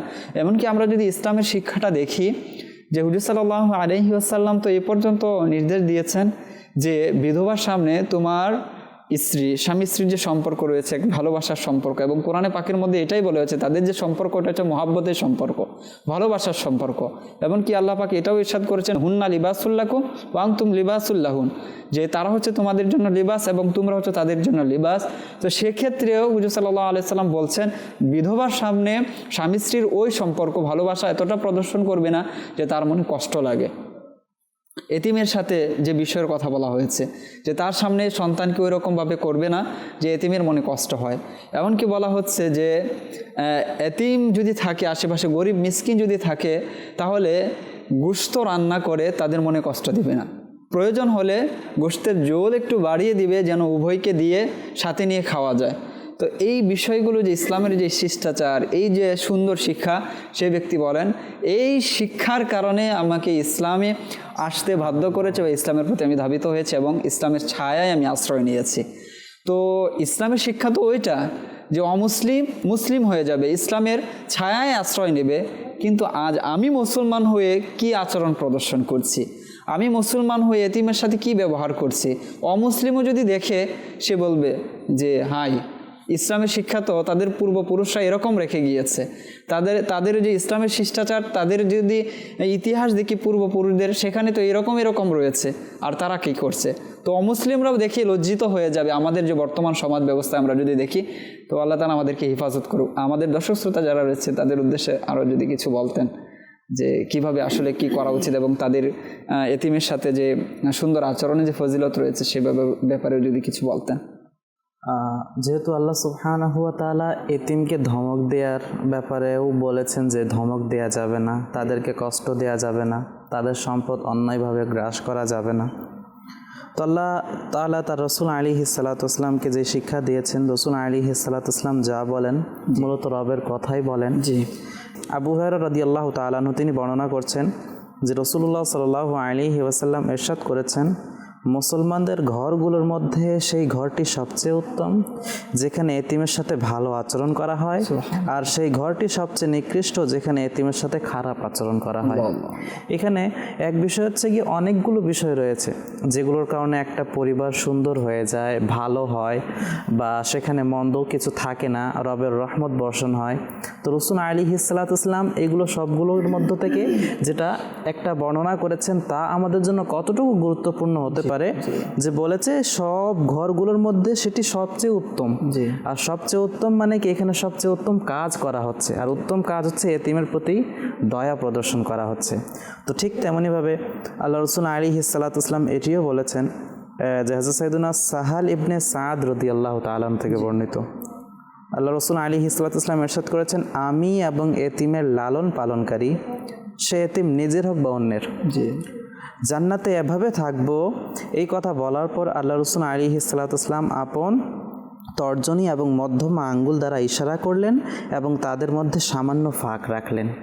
আমরা এখন বুঝতে পারি যে আল্লাহ রাসূল আলাইহিস সালাতু ওয়াস সালাম এভাবে ইশারা ইঙ্গিত করে আমাদের বোঝাচ্ছেন, সাহাবায়ে কেরামকে বোঝাচ্ছেন, উম্মতকে শিক্ষা দিচ্ছেন যে কোনো ব্যক্তি এতিমের প্রতি দয়া প্রদর্শন করা, তার দায়িত্ব নিয়ে নেয়া। এখন হচ্ছে গিয়ে শুধুমাত্র যে সম্পদ থাকলেই তার দায়িত্ব নিতে হবে ব্যাপারটা এমন না। অনেক সময় এমনও হয়ে থাকে যে দরিদ্র বাবা ছিল, মারা গিয়েছে, এখন ওই এতিম এর প্রতি কোনো ব্যক্তিরই মানে কোনো চিন্তাই থাকে না যে সে কিভাবে খাচ্ছে, ঘুমাচ্ছে, তার ফিউচার কি হতে পারে বা তার শিক্ষা দীক্ষা কি দেওয়া যেতে পারে। এই জন্য রসুল আলাইহিস সালাতু ওয়াসসালাম বলেছেন যে সে এবং আমি জান্নাতে এভাবে থাকবো, যেভাবে দুই আঙ্গুল একে অপরের সাথে মিলিত থাকে এবং সামান্য ফাঁকও রাখলেন রসুল আলাইহিস সালাতু ওয়াসসালাম। এভাবে আল্লাহ রসুল আলাইহিস সালাতু ওয়াসসালাম আরও ইরশাদ করেছেন, যেমনিভাবে মুসনাদে আহমদের হাদিস এর মধ্যে রয়েছে, যে ব্যক্তি আল্লাহর সন্তুষ্টির জন্য এতিমের মাথায় হাত বুলায়, জি, আর তার হাত যতগুলো চুলের উপর দিয়ে যায় প্রতিটি চুলের বিনিময়ে তার জন্য নেকি লেখা হয়। আর যে ব্যক্তি কোনো এতিম ছেলে বা এতিম মেয়ের সাথে ভালো ব্যবহার করে, এ কথা বলে রসুল আলাইহিস সালাতু ওয়াসসালাম আবার দুই আঙ্গুল মিলিয়ে দেখালেন এবং বললেন জান্নাতে আমরা এভাবে থাকবো। তো রসুল আলাইহিস সালাতু ওয়াসসালাম এক তো তাকে জান্নাতের সুসংবাদ দিচ্ছেন। জান্নাতের সুসংবাদের মধ্যে জান্নাতে কোথায় থাকবে, সাহাবায়ে কেরাম আলাইহিম রিদওয়ান আল্লাহ রসুল আলাইহিস সালাতু ওয়াসসালামের কাছে জানতেন, বলতেন যে ইয়া রাসূলুল্লাহ সাল্লাল্লাহু আলাইহি ওয়াসাল্লাম আপনার সাথে থাকতে চাই। আর সাহাবায়ে কেরামের সবচেয়ে যেটা পছন্দনীয় বিষয় ছিল সেটার জন্য জান্নাতে আল্লাহ রসুল আলাইহিস সালাতু ওয়াসসালামের সংস্পর্শে কীভাবে থাকা যায়, প্রতিবেশিত যে কিভাবে নসিব হয়, আল্লাহ রসুল আলাইহিস সালাতু ওয়াসসালাম তা এখানে আমাদের সুসংবাদ দিচ্ছেন। যদি আমরা এতিমের প্রতি দয়া করি, তার লালন পালনের দায়িত্ব নিয়ে নেই, আল্লাহ রসুল আলাইহিস সালাতু ওয়াসসালামের জান্নাতের গ্যারান্টির সাথে সাথে প্রতিবেশিত্বেরও এখানে একটি খুব চমৎকার একটি কথা বলেছেন। এই জন্য আমাদেরও উচিত এই বিষয়টাকে খেয়াল রাখা। এরকম ঘটনায় একটি রয়েছে, প্রেক্ষাপট যদি বলি, হয়তো ওইটারই একটা অংশ এই হাদিসটি, যে একদা এক শিশু হুজুর সাল্লাল্লাহু আলাইহি ওয়াসাল্লামের কাছে আসলেন, ছোট বাচ্চা, সেই এতিম। সে হুজুর সাল্লাল্লাহু আলাইহি ওয়াসাল্লামের কাছে গিয়ে আরজ করলেন, ইয়া রাসূলুল্লাহ, ইয়া হাবিবাল্লাহ, যে আমার পরিবারের মধ্যে আমার মা রয়েছে, আমার বোন রয়েছে, আর আমি রয়েছি, আর বিগত 3 দিন ধরে আমাদের ঘরে কোনো খাবার নেই, ঘরে চুলা জ্বালাবে যে ওই রকম কোনো কিছু নেই। তো ইয়া রাসূলুল্লাহ, ইয়া হাবিবাল্লাহ, আপনি কিছু সাহায্য করুন। হুজুর সাল্লাল্লাহু আলাইহি ওয়াসাল্লাম তো ওই রকম ছিলেন যে সুনতা হি নেহি মাংনেওয়ালা তেরা, যে তিনি যেমনই জীবনযাপন করছেন। হুজুর সাল্লাল্লাহু আলাইহি ওয়াসাল্লাম চাইলে তো যে স্বর্ণের পাহাড়ও পিছনে ঘুরতো, হুজুর সাল্লাল্লাহু আলাইহি ওয়াসাল্লাম তো দারিদ্রতাকে বেছে নিয়েছিলেন। তো ওই শিশু যখন হুজুর সাল্লাল্লাহু আলাইহি ওয়াসাল্লামের কাছে গেল এবং সে নিজের অবস্থাকে তুলে ধরলো, তো বেলাল রাদিয়াল্লাহু তাআলা আনহুকে উদ্দেশ্য করে বললেন যে, হে বেলাল, যে উম্মাতুল মুমিনিন যারা রয়েছে তাদের কাছে যাও, কার ঘরে কি আছে সেটা নিয়ে আসো, তাকে সাহায্য করা। তো বেলাল রাদিয়াল্লাহু তাআলা আনহু উম্মাতুল মুমিনিন যারা ছিলেন তাদের ঘরে গেলেন। সকলের ঘর ঘোরার পর শুধুমাত্র 21টি খেজুর পেলেন। উম্মাতুল মুমিনিন, দু জাহানের বাদশাহ হুজুর সাল্লাল্লাহু আলাইহি ওয়াসাল্লামের সম্মানিত স্ত্রী, অর্থাৎ হুজুর সাল্লাল্লাহু আলাইহি ওয়াসাল্লাম নিজের ঘর, তাদের প্রত্যেকের ঘরে গেলেন। যাওয়ার পর শুধুমাত্র 21টি খেজুর পেলেন। তো 21টি খেজুর হুজুর সাল্লাল্লাহু আলাইহি ওয়াসাল্লাম নিজের হাতে নিলেন। হাতে নেওয়ার পর সরাসরি ওই শিশুকে দেননি, প্রথমত কি যেন পড়লেন, ফুঁক দিলেন, তারপর দোয়া করলেন এবং ওই এতিম শিশুর হাতে দিলেন। তাহলে তো আমরা জানি হুজুর সাল্লাল্লাহু আলাইহি ওয়াসাল্লাম যদি কোনো কিছুতে হাত রাখেন তো সেটার বরকত কীরকম হয়ে যায়। হুদাইবিয়া সন্ধির যে ঘটনা রয়েছে, যে হুজুর সাল্লাল্লাহু আলাইহি ওয়াসাল্লাম হাত দিয়ে যে পানি প্রবাহিত হয়েছিল, এটা বরকত আর বরকত। অসংখ্য ঘটনা রয়েছে যে হুজুর সাল্লাল্লাহু আলাইহি ওয়াসাল্লাম যেখানে হাত দিয়েছেন সেটা বরকতে পরিপূর্ণ হয়ে গিয়েছে। তো সকলে জানতো যে এখানে তো কাজ হয়ে গেছে, ওই শিশু তার জীবন চলে যাবে এই খেজুর দিয়ে। তো যখন ওই শিশুকে খেজুর দেওয়া হলো এবং সে স্বাচ্ছন্দ্যে আনন্দে ফিরে যাচ্ছে, তো সেখানেই বসা ছিলেন হযরত সাইয়েদনা মুআজ বিন জাবাল রাদিয়াল্লাহু তাআলা আনহু। তিনি তৎক্ষণাৎ উঠে দৌড়ে গেলেন, ওই শিশুর মাথায় হাত বুলিয়ে দিয়ে আবার ফিরে এলেন। নবী সাল্লাল্লাহু আলাইহি ওয়াসাল্লাম মুআজ বিন জাবাল রাদিয়াল্লাহু তাআলা আনহুকে উদ্দেশ্য করে বললেন, হে মুআজ, তুমি তো বসাই ছিলে, কোন বিষয়টি তোমাকে এই উঠতে বাধ্য করলো বা উঠে নিয়ে গিয়ে তার মাথায় হাত বুলিয়ে দেওয়ালো? কারণ কি আছে এর পিছনের কারণটা কি? তখন মুআজ বিন জাবাল রাদিয়াল্লাহু তাআলা আনহু বললেন, ইয়া রাসূলুল্লাহ, ইয়া হাবিবাল্লাহ, এতিমদের জন্যে আমার অন্তরে যে রহমত রয়েছে, যে দয়া রয়েছে, সেই বিষয়টি আমাকে উঠিয়ে নিয়ে তার মাথায় হাত বুলিয়ে দিতে বাধ্য করেছে, এজন্য আমি গিয়েছিলাম। তখন নবী সাল্লাল্লাহু আলাইহি ওয়াসাল্লাম তাকে সুসংবাদ দিয়ে বললেন যে, তাহলে শুনে রাখো, যারা এতিমদের মাথায় হাত বুলিয়ে দেয়, তাহলে তার হাতের মধ্যে যতগুলো চুল স্পর্শ করে লাগে, সেই ততগুলো চুল পরিমাণ তার গুনাহগুলো মিটিয়ে দেওয়া হয়, তার মর্যাদা বৃদ্ধি করে দেওয়া হয়। তো এই যে ফজিলতগুলো রয়েছে, এই ফজিলতগুলোর কথা বর্ণনা করা হয়। শুধুমাত্র কি মিসকিনের মাথায় হাত বুলিয়ে দাও। মুআজ বিন জাবাল রাদিয়াল্লাহু তাআলা আনহু কিন্তু সেখানে তাকে কোনো দান করেননি বা সাহায্য করতে কিন্তু পারেননি, তার কাছে ছিল না, কিন্তু শুধুমাত্র তার সাথে সুন্দর আচরণ, সুন্দর ব্যবহার, এতিমের মাথায় হাত বুলিয়ে দেওয়া, তার জন্য অন্তরে দয়া থাকা। এখানে একটা বিষয় অ্যাড করি, এই মুআজ বিন জাবাল রাদিয়াল্লাহু তাআলা আনহুর সিরত যখন পড়ি তখন সাহাবায়ে কেরামের জীবনী কিছু পড়েছি এবং একটা অনুষ্ঠানও করেছি। তো সেখানে পড়া হয়েছে মুআজ বিন জাবাল রাদিয়াল্লাহু তাআলা আনহুর জীবনী যখন পড়ে আমার সবচেয়ে আফসোস, আক্ষেপ লাগে তার যে পৃথিবী থেকে বিদায় নেওয়ার বিষয়টি। এত মেধাবী ছিলেন তিনি, এত ফিক তিনি বুঝতেন, কোরআনকে তিনি এত ভালো বুঝতেন, ইজতিহাদ করার যোগ্যতা তার মধ্যে এত ছিল। তো খুবই অল্প বয়সে তিনি পৃথিবী থেকে বিদায় নিয়েছেন। এবং যখন হুজুর সাল্লাল্লাহু আলাইহি সাল্লাম তাকে পাঠালেন, ওই যে ইজতিহাদের যে প্রসিদ্ধ হাদিস, যে তুমি যদি কোরআনে না পাও তাহলে কি করবে, তাহলে আমি হাদিস দেখবো, হাদিস না পেলে কি করবে, তো আমি কি করবো, এই দুইটা থেকে ইজতিহাদ করবো। হুজুর সাল্লাল্লাহু আলাইহি সাল্লাম খুশি হয়ে যে মেনেছিলেন যে আল্লাহ তাআলা তার রসুলের রসুল অর্থাৎ তার দূতের উপর কি করুক, দয়া করুক, রহমত করুক। তো তার মধ্যে ওই বিষয়টা ছিল মুআজ বিন জাবাল রাদিয়াল্লাহু তাআলা আনহুর মধ্যে। তো এই যে একটি ঘটনা, যে এতিমের প্রতি আচরণ আর তার কি সওয়াব রয়েছে। তাছাড়া এই হাদিসের ব্যাখ্যা করতে গিয়ে মুফতি আহমদ ইয়ার খান নাইমি রহমতুল্লাহি আলাইহি তিনি বলছেন যে আল্লাহ সুবহানাহু ওয়া তাআলা এতিমের মাথার উপর শুধু হাত বুলানোর এত ফজিলত রেখেছে। অতএব যদি কোনো ব্যক্তি পুরো দায়িত্ব নিয়ে নেয়, তার সাথে ভালো ব্যবহার করে, তার দেখাশোনা করে, তাহলে তার মর্যাদা কেমন হবে। আল্লাহু আকবার কবীরা। জি দর্শক শ্রোতা, আমরা শুনছিলাম এতিম ও মিসকিনদের প্রতি দয়া, যারা এতিম রয়েছে তাদের প্রতি দয়া যদি করা হয়, শুধু হাত বুলিয়ে দেওয়া হয়, সেটারই ফজিলত এটা বর্ণনা করা হয়েছে। আর মুফতি আহমদ ইয়ার খান নাইমি রহমতুল্লাহ তাআলা আলাইহি তিনি আমাদেরকে আরও একটা চমৎকার বিষয়ের প্রতি ইশারা করেছেন যে সেটার ফজিলত যদি এটা হয় আর আপনি যদি সম্পূর্ণ দায়িত্বই নিয়ে নেন, তাহলে সেটার ফজিলত আপনাকে কোথায় নিয়ে দাঁড় করাবে। আল্লাহু আকবার কবীরা। অনেক দর্শক শ্রোতা হয়তো আমাদের সাথে আছেন, অনেকেই কল করেছেন। আমরা কিছু এই মুহূর্তে কল শুনবো, যে আমাদেরকে কিছু কল শুনিয়ে দিন। মোহাম্মদ হারিস থেকে বলছি, আপনার দেখি তো এই জন্য একটু ভালো লাগে, এটা দোয়া করবেন। আল্লাহ তাআলা আপনাকে কবুল করুক, মাদানী চ্যানেলের এর সাথেই রাখুক, এবং শুধু নিজে নয় অন্যকেও দেখার প্রতি আশা করি উদ্বুদ্ধ করবেন, উৎসাহিত করবেন। যে আমাদেরকে পরবর্তী কল শুনিয়ে দিন। উজ্জ্বল অনেক ভালো লাগবে। ময়মনসিংহ থেকে কল করেছিলেন, নাম উজ্জ্বল ভাই। আপনার নিকট অনুরোধ থাকবে, আপনার নিকট আর্জি থাকবে যে চ্যানেল দেখছেন, আপনার এলাকায় চলছে কিনা, আশেপাশে চলছে কিনা, যদি না চলে যারা চ্যানেল চালান বা এই যারা ডিশের সাথে কাজ করেন তাদের সাথেও যোগাযোগ করুন যেন চ্যানেলটা চলে। এর মধ্যে সর্বদা কোরআন ও হাদিসের কথাগুলো করা হয়। একজন ব্যক্তি হিসাবে আমার জীবন কীভাবে অতিবাহিত করা উচিত সেই বিষয়গুলো নিয়ে আলোচনা করা হয়, ডিসকাস করা হয়। আজকেও চমৎকার একটি বিষয় নিয়ে আলোচনা হচ্ছে। যদি আপনার এলাকায় আপনার মাধ্যমে মাদানী চ্যানেল চলে এবং কোনো একজন ব্যক্তি ইসলাম মোতাবেক জীবন অতিবাহিত করে, তাহলে আশা করা যায় এর ফল, এর যে নেকি রয়েছে সেটা আপনিও হয়তো পাবেন। যে আমাদেরকে পরবর্তী কল শুনিয়ে দিন। আমি মাদানী চ্যানেল এখন দেখতেছি, আমার জন্য একটু দোয়া করবেন।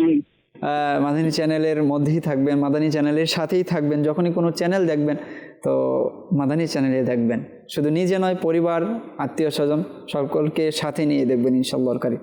জি আমাদেরকে আরও একটি কল শুনিয়ে দিন। আমার নাম মোহাম্মদ রবিউল মোল্লা, বরিশাল উজিরপুর থানা থেকে বলছি। আমি আপনাদের অনুষ্ঠান শুনি সবসময়ের জন্যই, ভালো লাগে। সেই অনুষ্ঠানটা আমি দেখেছি। আমার মন সবসময়ের জন্য আল্লাহর পথে ব্যয় করতে ইচ্ছা করে, কিন্তু আমার সে পরিমাণ সম্পদ নেই। আমি দীর্ঘদিন অসুস্থ ছিলাম। অসুস্থর পরে আমি যখন সুস্থ হলাম, আগে দিতাম আমি কাজ করতাম, এখন আমি ব্যবসা করি। ব্যবসা থেকে যা পাই আমি আল্লাহর রাস্তায় ব্যয় করি। আমার প্রশ্নটা হলো এই, আমরা কিভাবে আল্লাহর পথে বেশি বেশি কিভাবে দান করা যায়, কিভাবে হক উপার্জন করা যায় জানতে। মাশাআল্লাহ, খুবই চমৎকার আপনার মনের যে আকত, এবং সর্বশেষ একটি প্রশ্ন করেছেন। সর্বোপরি তো হচ্ছে কোরআন ও হাদিসের মধ্যে দান সম্পর্কে যে বিষয়গুলো আল্লাহ ও তার রসুল সাল্লাল্লাহু আলাইহি ওয়াসাল্লাম ইরশাদ করেছেন সেই বিষয়গুলো অধ্যয়ন করা, আর আমাদের বুজুর্গানে দিন বিশেষত হুজুর সাল্লাল্লাহু আলাইহি ওয়াসাল্লাম নিজের কাছে সম্পদ এলে সেটা কিভাবে ব্যয় করতেন, হুজুর সাল্লাল্লাহু আলাইহি ওয়াসাল্লামের ব্যয় করা সম্পর্কে অধ্যয়ন করা, উম্মাতুল মুমিনিন যারা ছিলেন, বিশেষত ফাতেমা রাদিয়াল্লাহু তাআলা আনহা, তিনি কিভাবে ব্যয় করতেন, এবং আমাদের সাহাবায়ে কেরাম, তাদের তো অসংখ্য ঘটনা এরকম রয়েছে যে তারা হাসিতে, দুঃখে, তারপরে বিপদে সর্বদা তারা ব্যয় করতেন। তো এই বিষয়গুলো যখন আমরা অধ্যয়ন করব, তখন এই মন মানসিকতা আমাদের মনে আরও জাগ্রত হবে, আরও আমরা দান করার মধ্যে থাকবো ইনশাআল্লাহুল কারীম। তো আপনি এই বিষয়গুলো জানার চেষ্টা করুন, আর বিশেষত মাদানী চ্যানেলের সাথে যদি আপনি থাকেন, দেখেন, তাহলে এই বিষয়গুলো ইনশাআল্লাহ প্রতিনিয়ত শুনতে থাকবেন যে দানের কী ফজিলত রয়েছে, কোন সাহাবী কীভাবে দান করতেন, তারা কোন কোন ক্ষেত্রে দান করেছেন, দুঃখে কষ্টে, এমনকি কেউ কেউ তো নিজের সকল সম্পদ দান করে দিয়েছেন। যখন এই বিষয়গুলো জানবো, তখন আমাদের জন্য দান করা আরও সহজ হয়ে যাবে ইনশাআল্লাহুল কারীম। অনেকেই সোশ্যাল মিডিয়াতেও আমাদের কাছে মেসেজ করেছেন। একজন মৌলভীবাজার জেলা থেকে তিনি বলছেন, আমি দেখছি তার একটি ফরমাইশ রয়েছে যে নাতি রসুল শুনতে চাই, আর সেটি হলো আমারই মনের এই বাসনা শুধু দেখব মদিনা। এছাড়া মোহাম্মদ ফারুক আত্তারি ভাই, তিনি সালাম জানিয়েছেন, ওয়ালাইকুম আসসালাম রহমতুল্লাহ, মাশাল্লাহ, মারহাবা, মদিনা মদিনা, আলহামদুলিল্লাহ। খাগড়াছড়ি থেকে ফয়জানে দুয়ার দরখাস্ত রইল, অসুস্থ আছি হুজুর। যে অসুস্থতা রয়েছেন, এটিও একটি নিয়ামত রয়েছে। অসুস্থ হলে বান্দা বুঝতে পারে যে তার আসলে কোনো ক্ষমতাই নেই। আল্লাহ তাআলা যে ইরশাদ করেছেন, খুলিকাল ইনসানু দাঈফা, আমি বান্দাকে খুবই দুর্বল করে সৃষ্টি করেছি, তখন এটা উপলব্ধি হয় যে আসলে আমরা দুর্বল। আর আমাদের যে যিনি আমাদেরকে চালাচ্ছেন, যিনি আমাদেরকে রিজিক দিচ্ছেন, যার ক্ষমতায় আমরা চলছি, হাঁটছি, ফিরছি, খাচ্ছি, তিনি হচ্ছেন আমাদের রব। এই বিষয়গুলো তখন আমাদের স্মরণে পড়ে। তারপরও সর্বোপরি দোয়া করে আল্লাহ তাআলা আপনাকে সুস্থতা দান করুক এবং সুস্থতার সাথে জীবন অতিবাহিত করা এবং আল্লাহ তাআলার যে ইবাদতগুলো রয়েছে সেগুলো করার তৌফিক দান করুন। জি, ইব্রাহিম ভাই একজন ফরমাইশ করেছেন যে, আর সেটা হচ্ছে আমারই মনের এই বাসনা শুধু দেখব মদিনা। যদি কয়েক লাইন আমাদেরকে শুনিয়ে দিতেন। আমারি মনের এই বাসনা আল্লাহ, আমারি মনের এই বাসনা শুধু দেখিব মদিনা আল্লাহ, আমারি মনের এই বাসনা লাগিছে মন হয়তো নবী ডাকিবে মদিনায় মোরে, লাগিছে মন, লাগিছে মন হয়তো নবী ডাকিবে মদিনায় মোরে, গিয়ে সেথা হৃদয় ব্যথা দেখাবো আমি তারে আল্লাহ, আমারি মনের বাসনা ভাগ্যে যদি লেখা থাকে হায় এমন সৌভাগ্য আমার, ভাগ্যে যদি লেখা থাকে হায় এমন সৌভাগ্য আমার, ঘুমিয়ে যাব চিরতরে, ঘুমিয়ে যাব চিরতরে, প্রিয় নবীর দুয়ারে আল্লাহ, আমারি মনের এই বাসনা শুধু দেখিব মদিনা আল্লাহ, আমারি মনের এই বাসনা। কবির, আমাদের সকলের মনে হয়তো এই বাসনায় যে হুজুর সাল্লাল্লাহু আলাইহি ওয়াসাল্লামের দুয়ারে গিয়ে সেখানেই শায়িত হব, সেখানেই শুব। আল্লাহ তাআলা এই আরজি, এই বাসনা আমাদের পক্ষে কবুল করে নিক। আমরা শুনছি এতিম ও মিসকিনদের প্রতি দয়া এ সম্পর্কে গুরুত্বপূর্ণ কিছু আলোচনা। আরও কিছুক্ষণ হয়তো আলোচনা করার সুযোগ আমরা পাবো এই বিষয় নিয়ে, এবং সাহাবায়ে কেরাম তাদের জীবনী যদি দেখি তো সেখানে দেখব এতিমদের প্রতি তাদের ভালোবাসা কী ছিল। যখন হুজুর সাল্লাল্লাহু আলাইহি ওয়াসাল্লামের পক্ষ থেকে তারা কোনো সুসংবাদ পেতেন কোনো বিষয়কে কেন্দ্র করে, তখন সেটা তারা লুফে নেওয়ার চেষ্টা করতেন। আমরা যদি দেখি যে আবু দাহদাহ রাদিয়াল্লাহু তাআলা আনহুর জীবনী, সেখানে এক চমৎকার ঘটনা রয়েছে এক এতিমকে কেন্দ্র করে। হুজুর সাল্লাল্লাহু আলাইহি ওয়াসাল্লামের পক্ষ থেকে যখন তিনি এক সুসংবাদ পেলেন, সেটাকে গ্রহণ করার জন্য নিজের সর্বস্ব যা ছিল সব কিছু তিনি উজাড় করে দিয়েছিলেন। একদা এতিম ছিল হুজুর সাল্লাল্লাহু আলাইহি ওয়াসাল্লামের যুগে, তার একটি বাগানও ছিল। তো সে চাচ্ছিল তার বাগানটাকে সে দেয়াল দ্বারা বেষ্টিত করবে, নিরাপদ করে নেবে, বাগানটাকে সুরক্ষিত করবে। কিন্তু দেয়াল যখন তৈরি করবে, তার সীমানার মধ্যে একটি গাছ ছিল অন্য এক ব্যক্তির। সে যদি দেয়াল নির্মাণ করতে চায় তাহলে দেয়ালটা একটু বাঁকিয়ে বা অন্যরকম করে তৈরি করতে হবে। সে চাচ্ছিল না। সে ওই ব্যক্তির কাছে যায়, প্রথমে গিয়ে বলে যে আপনার এই একটি গাছই তো, এটা আমাকে দিয়ে দিন। তো সে ব্যক্তি রাজি হলেন যে না, দেওয়া যাবে না। তখন ঠিক আছে, আপনি এমনিতে দিবেন না, তাহলে আমি ক্রয় করতে চাচ্ছি, আপনি আমার কাছে বিক্রি করে দিন।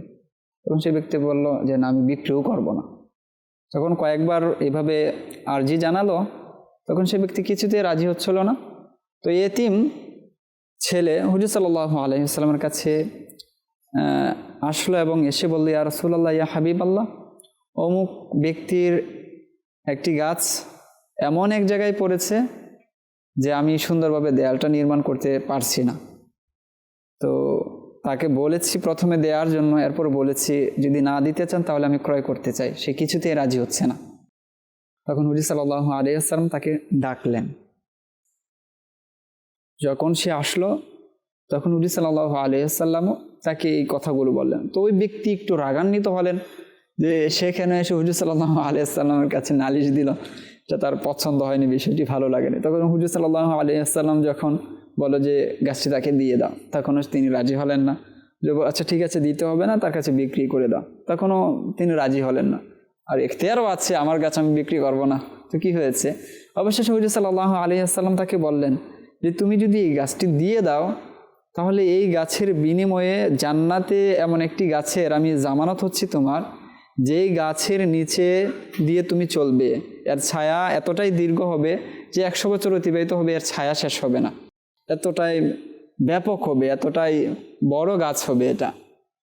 তখনও সে রাজি হল না। তো পাশেই ছিল আবু দাহদাহ রাদিয়াল্লাহু তাআলা আনহু। তিনি বললেন, ইয়া রাসূলুল্লাহ, ইয়া হাবিবাল্লাহ, আমি যদি এই গাছটি ক্রয় করে এই এতিম শিশুকে দেই, তাহলে কি এই সুসংবাদ আমার জন্য আছে, এটা কি আমি নিতে পারবো?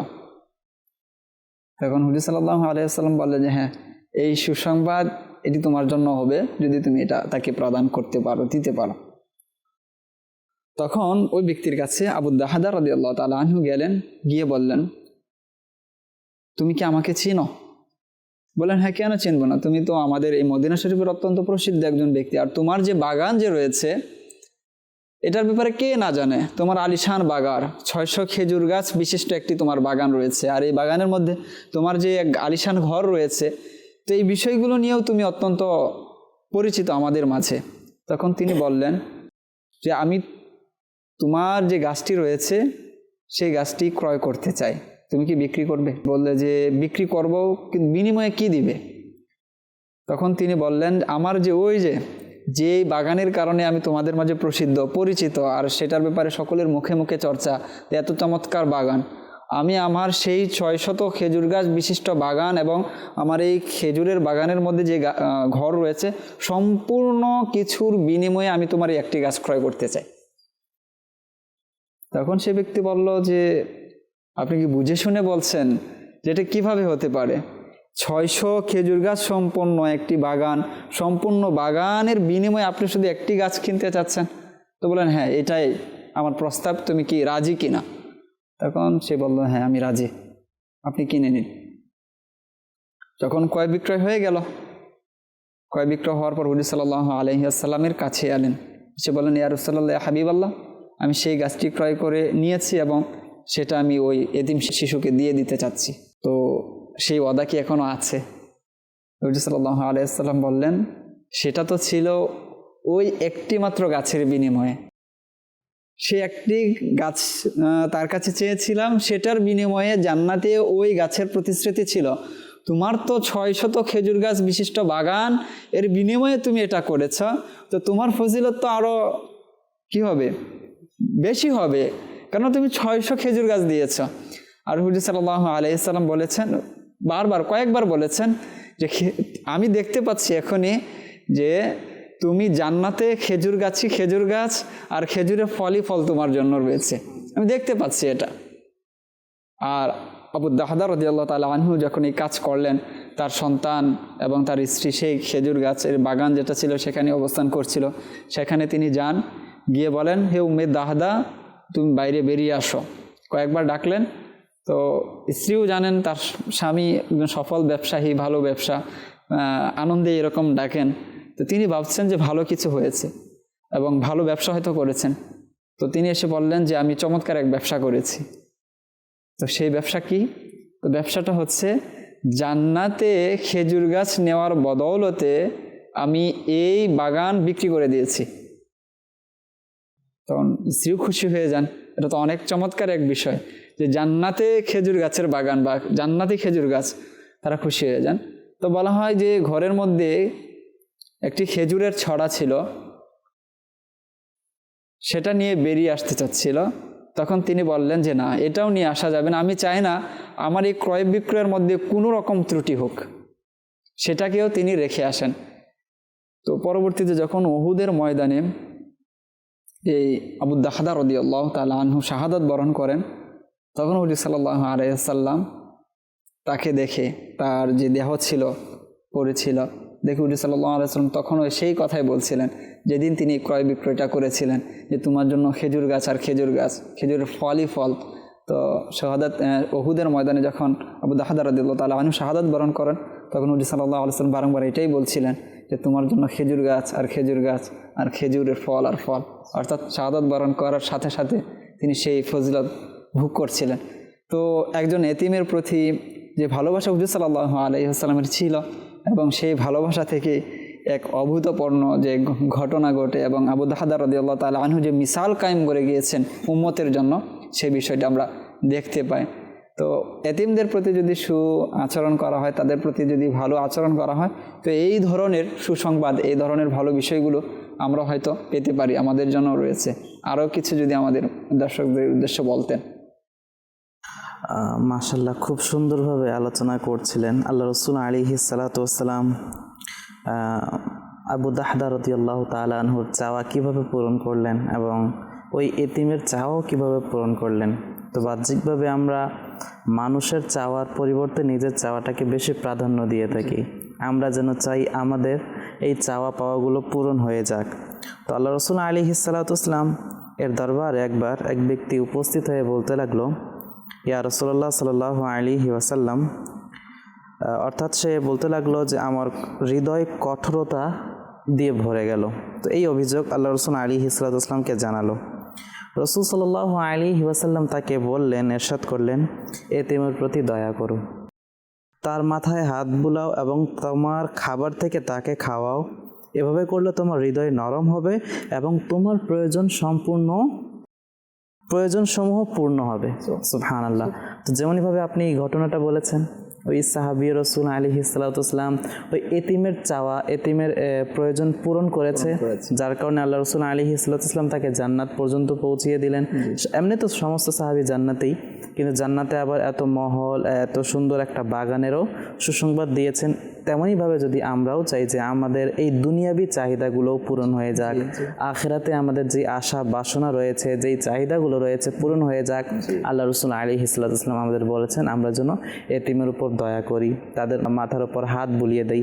আর স্বাভাবিকভাবে আমাদের মাথার উপর হাত বুলিয়ে দেয়া এটা দয়া প্রদর্শনের অন্যতম একটি আলামত।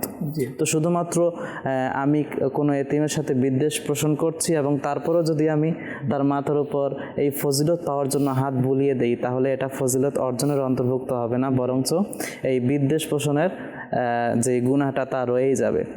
আমাদের এটা দ্বারা উদ্দেশ্য হচ্ছে যে আমরা যেন সত্য অন্তরে খালিস নিয়তে আল্লাহ এবং তার রাসূল আলাইহিস সালাতু ওয়াস সালামের সন্তুষ্টি অর্জনের জন্য এতিমের মাথার উপর হাত বুলিয়ে দেই, তার সাথে ভালো আচরণ করি, তার দেখাশোনার দায়িত্ব গ্রহণ করার চেষ্টা করি। ঠিক তেমনইভাবে আল্লাহ রাসূল আলাইহিস সালাতু ওয়াস সালাম আরও একটি হাদিসে পাকের মধ্যে বলেছেন, 4 প্রকারের এমন লোক রয়েছে যাদেরকে আল্লাহ তাআলা জান্নাতে প্রবেশ করাবেন না। আর তাদের মধ্যে একজন হলো এতিমের সম্পদ যারা অন্যায়ভাবে ভক্ষণ করে। তো এই জন্য আমাদের উচিত যেই সমস্ত কথাবার্তা আমরা শুনছি, কোরআন থেকে আমরা আয়াতও শুনছি, হাদিস থেকে আল্লাহ রাসূল আলাইহিস সালাতু ওয়াস সালামের হাদিসগুলো শ্রবণ করছি, তো এই শ্রবণ করার পর আমরা যারা উম্মত রয়েছি আমাদের এখন করণীয় কি? আমাদের করণীয় হচ্ছে এগুলোর উপর ভরপুর আমল করা। কেননা আল্লাহ সুবহানাহু ওয়া তাআলা সাহাবায়ে কেরাম আলাইহিম রিদওয়ান এবং উম্মতে মুহাম্মাদির যে বৈশিষ্ট্য সেটা উল্লেখ করতে গিয়ে বলেন যে যখন তারা আল্লাহ সুবহানাহু ওয়া তাআলার কোনো আয়াত শ্রবণ করে, সেই বিধান শ্রবণ করে, আল্লাহ তাআলা বান্দাকে কি বলছেন, তখন বান্দার বৈশিষ্ট্য, বান্দার কাজ হচ্ছে গিয়ে রবের ওই আদেশের প্রতি মাথা নত করা।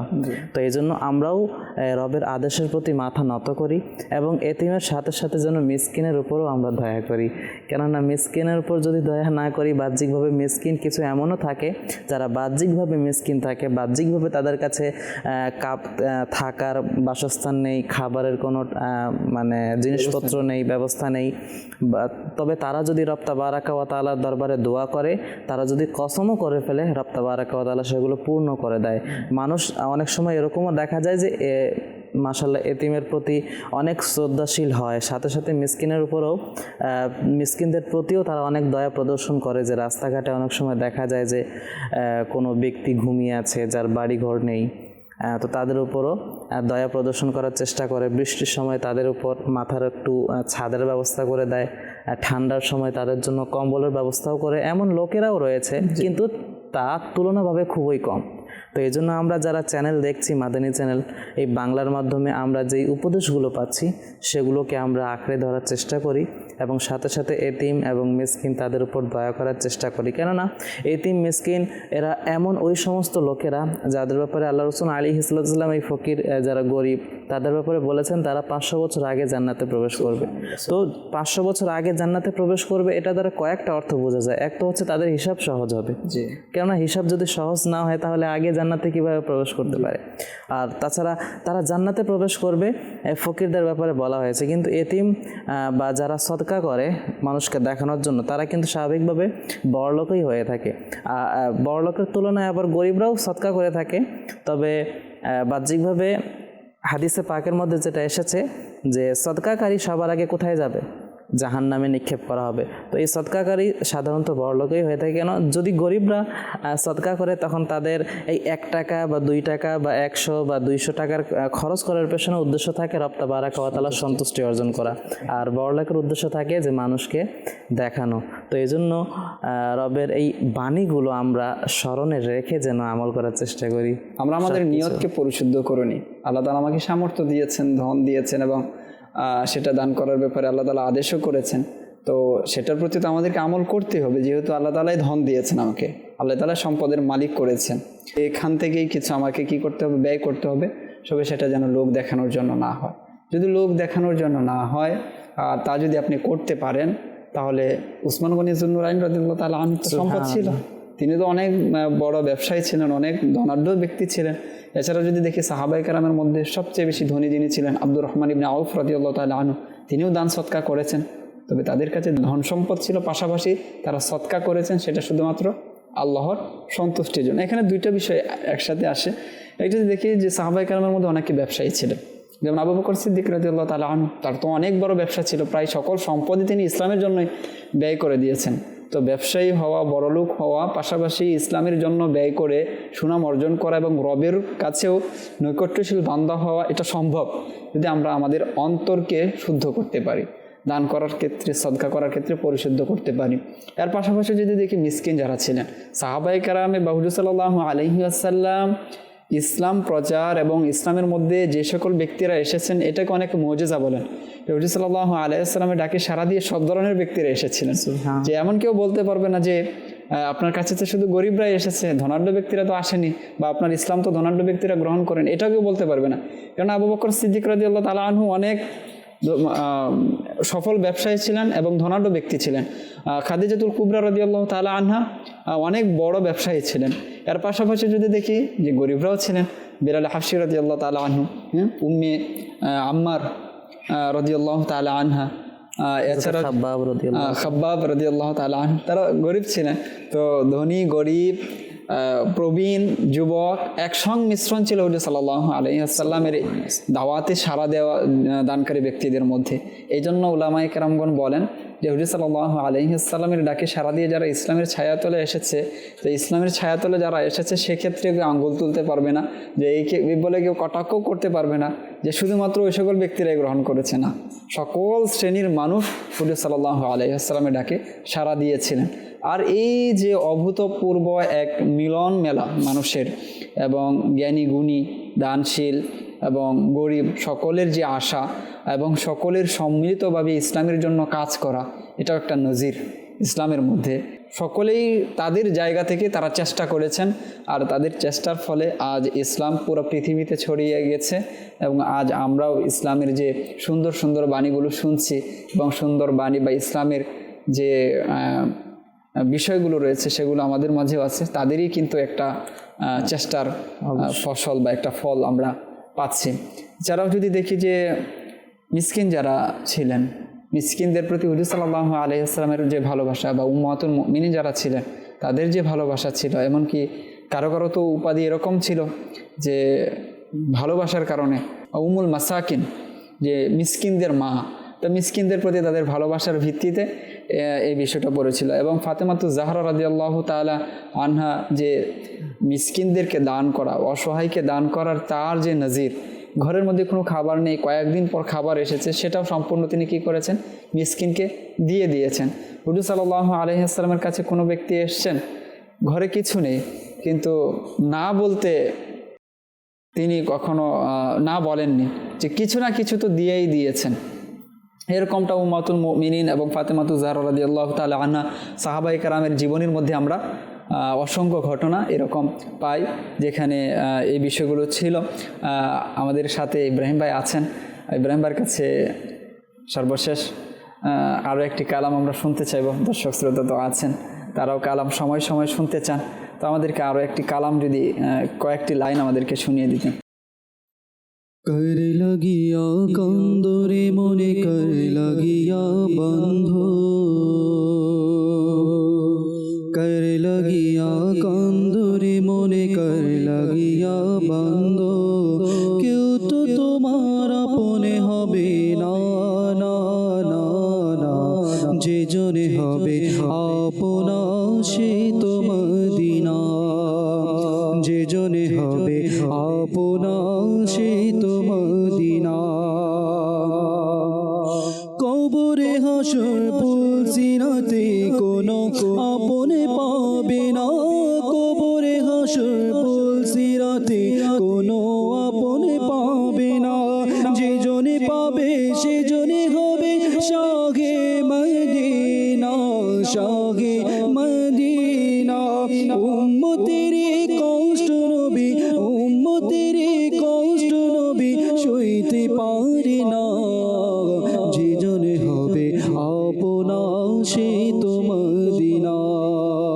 কর লাগিয়া কান্দরে মনে কর লাগিয়া বন্ধ, কর লাগিয়া কান্দরে মনে কর লাগিয়া বন্ধ, কেউ তো তোমার আপনে হবে না না না না, যে জনে হবে আপনা সে তো মদিনা। এই দুনিয়ার আপনে জনা আজকে আছে কালকে না, এই দুনিয়ার আপনে জনা আজকে আছে কালকে নাই। দয়াল নবী মায়ার নবী আপন সদয়, আপন সদয়, এমন আপন তিনি, এমন আপন তিনি, যারে নাই কোপমা, যে জনে হবে আপনা সে তো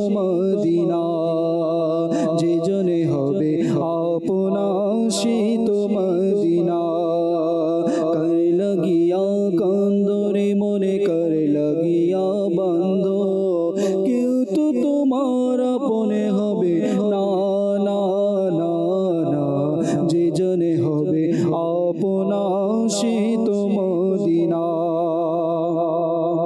নিজের জন্য দয়াল নবী একটুও কাঁদেন নাই, নিজের জন্য দয়াল নবী একটুও কাঁদেন নাই।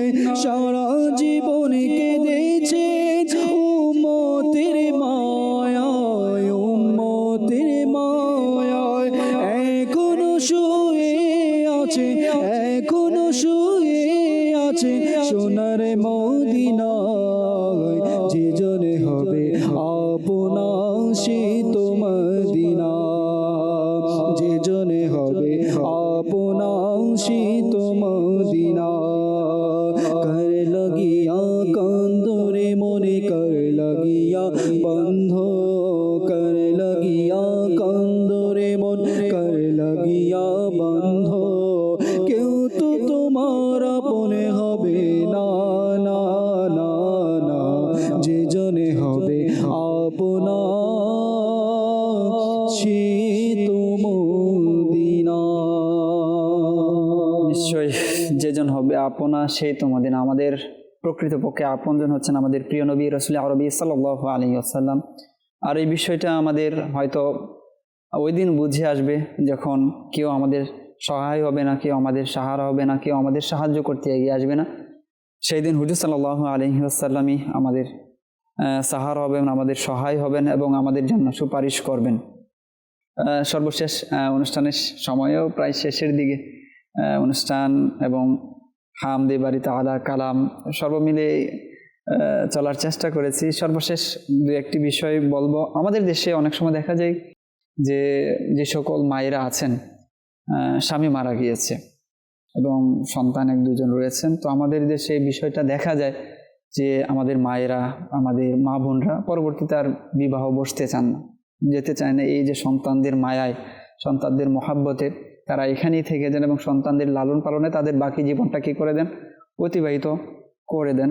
তো এই সকল মহিয়সী যারা আছেন, ত্যাগী নারী যারা আছেন, তাদের ব্যাপারে হুজুর সাল্লাল্লাহু আলাইহি ওয়াসাল্লাম ইরশাদ করেছেন যে এই সকল ব্যক্তি যারা রয়েছে, যারা নিজ সন্তানের দায়িত্বের কারণে এভাবেই জীবনটা অতিবাহিত করে দিয়েছে, জান্নাতে যাওয়ার পর সর্বপ্রথম বা হুজুর সাল্লাল্লাহু আলাইহি ওয়াসাল্লাম বলছেন যে জান্নাতে যাওয়ার পর এই সকল রমণী যারা আছে, এই সকল মহিলাদের সাথে সর্বপ্রথম সাক্ষাৎ হবে।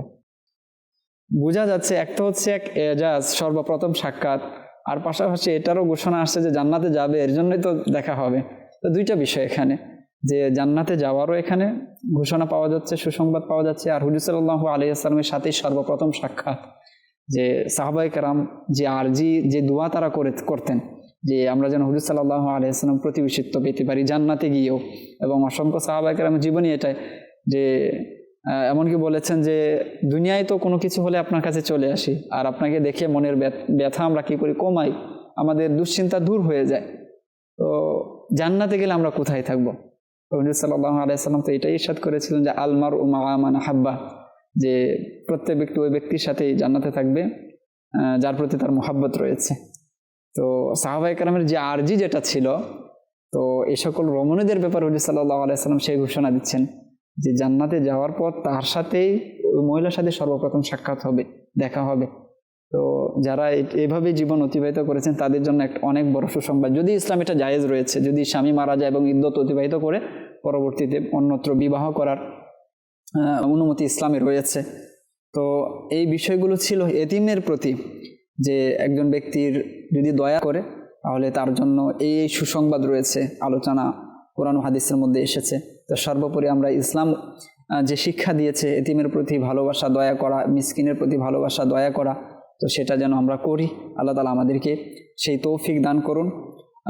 আজ এই পর্যন্তই, পরবর্তী অনুষ্ঠান দেখার আমন্ত্রণ জানিয়ে শেষ করছি। ততক্ষণ পর্যন্ত ভালো থাকুন, সুস্থ থাকুন, মাদানী চ্যানেলের সাথে থাকুন। সাল্লু আলাল হাবিব সাল্লাল্লাহু তাআলা আলা মুহাম্মদ সাল্লাল্লাহু আলাইহি ওয়াসাল্লাম। আমাদের চরাচরণ যেন সুন্দর